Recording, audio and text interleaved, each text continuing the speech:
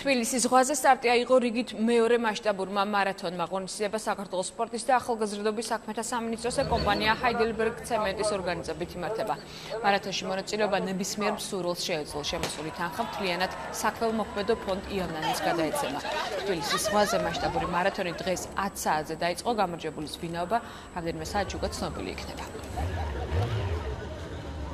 ჩვენ ხარს უჭერს ესეთ კარგ ღონისძიებებს და ინიციატივებს და მივესალმებით კერძო კომპანიის, კერძო ჰაიდელბერგ ცემენტის ინიციატივას, სადაც მონაწილეობას 1500-ზე მეტი მორბენალი ღებულობს და იმედოვნებთ, რომ მომავალში მათი რიცხვი უფრო გაიზრდება და ქართული მოსახლეობა აქტიურად ჩაებება ცხოვრების ჯანსაღი წესის დამკვიდრებაში. დღევანდელი ღონისძიება არის საკმაოდ მასშტაბური და ეს არის ქალაქის ზეიმი, ვფიქრობ, ეს არის ქვეყნის ზეიმი, იმიტომ რომ ეს არის წინგადადგმული ნაბიჯი ქვეყნის განვითარებისთვის.